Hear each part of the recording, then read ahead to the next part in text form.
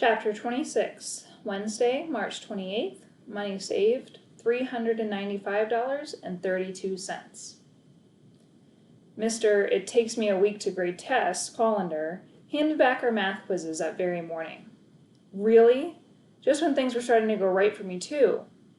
I looked at my grade and felt like screaming. For joy. I didn't do great. A C- wasn't going to get me high fives from Mom, but at least I wouldn't get a note home telling Mom I flunked. I actually yelped a little from excitement. I couldn't help myself. Yes, Otto? Said our teacher. Nothing. You yelped. Just happy.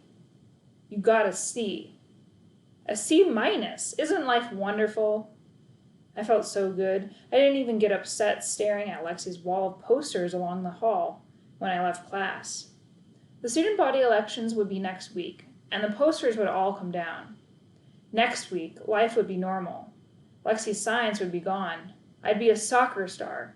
I'd work extra hard to bring my grades back up. And I'd come home every day to an exciting, hug-ready dog.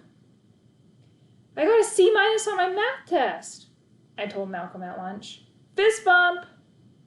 Malcolm made a potato chip, carrot stick, and peanut butter sandwich. That's when you open your bread and crumble your chips in it, and then add your carrot sticks. Malcolm said it made a sandwich that was crunchy and sweet and healthy all at the same time.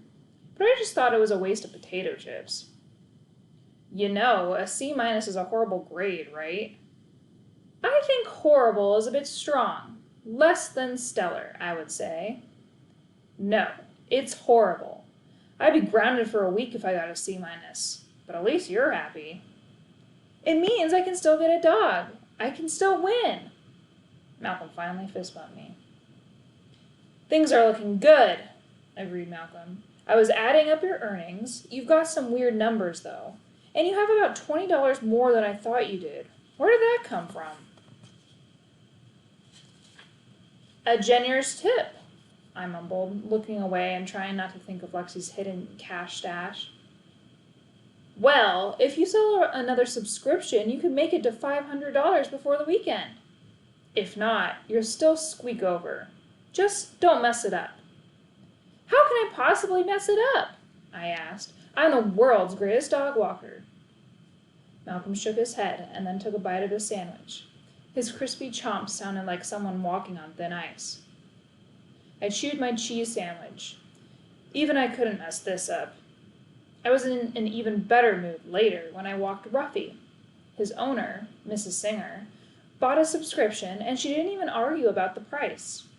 Ruffy was a lab with a beautiful shiny black coat. So shiny it was like someone had sprayed it with cooking oil. You were proud to walk a dog like Ruffy. His nose up, his legs bounding up and down like you were in a parade. Proud. Handsome. Those might be the best kinds of dogs, really. Mrs. Singer told me that the last dog walker she hired let Ruffy run away, so I should be careful. I assured her that she had nothing to fear with me and that I would never let a dog loose again. But I had nothing to worry about. Ruffy was incredibly obedient. He stood straight, he walked when I walked, and stopped when I stopped. He even heeled when I told him to heel, and dogs hardly ever did that for me. We entered the small downtown and passed a sign inside the window of the used bookstore. Ye Old Town Curious Books. You'd think if you owned a bookstore, you'd know how to spell the word old correctly. And what did ye mean? The sign in their window was one of Lexi's signs. No one else used so much glitter in so many awful colors as she did. I hated to say it, but she did good work. There was a picture of a book made entirely of glitter, but you could practically feel the pages in your hand when you looked at it. What do you think, boy? I asked. Lexi has some talent, doesn't she? If she only wasn't so annoying, and a girl, and a cat lover, and lived in my house, and breathed my oxygen, and got in the way, and didn't like to watch any good TV shows. Other than that, she's not that bad, I suppose. Just don't tell her I said that, okay? Our secret. As we walked, we passed Mrs. McCluskey's unloading her weekly groceries again. She lifted what seemed like a really heavy bag, her back practically creaking. She looked like she needed some assistance. I can get that for you, I said. When you're on top of the world, it's easy to be generous. Thank you, young man, she said with an obvious relief. Just hold this for a second. I handed her my leash and grabbed her bag. Or maybe I didn't hand her the leash. It happened so fast. 1 second I held the leash. The next second I heard, "Wait, young man, I don't have a good grip," while I was lifting the grocery bag. The second after that, I caught a glimpse of Ruffy tearing down the street, his leash dragging right behind him.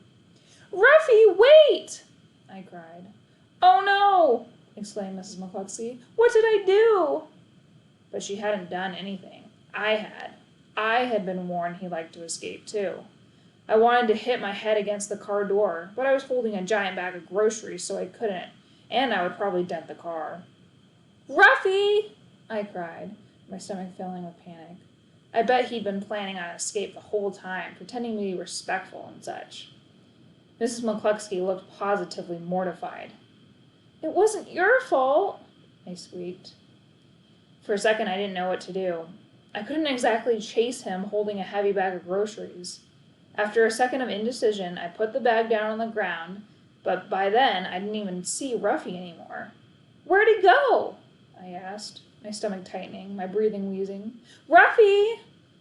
"I don't know," Mrs. McCluskey said. "I lost sight of him." I whirled this way and that. He couldn't have gone too far. It had only been a few seconds. "Ruffy!" I cried. "Come back!" But if he could hear me, he wasn't answering. If I used all my money, I could buy a new dog that looked just like Ruffy. Maybe. Probably not. But more important, what if something happened? He could be anywhere. He could be running in the street. He could have been picked up by dog-stealing hoodlums. "Ruffy! Ruffy!" How could I lose another dog?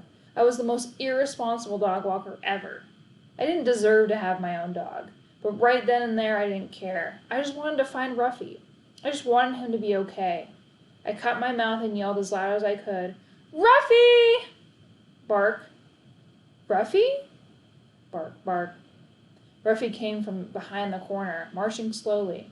Someone held his leash, walking him toward us, but not just someone. "Lose something?" Lexi asked. I ran up to them and gave Ruffy the biggest hug I could. I knew it was sappy, but my eyes watered. "I thought I lost you, boy!" Lexi cleared her throat. "Yes?" I growled, looking at her. "I saw the dog running, and I grabbed the leash. And then I heard your voice. Don't you have anything to say to me?" "Like what?"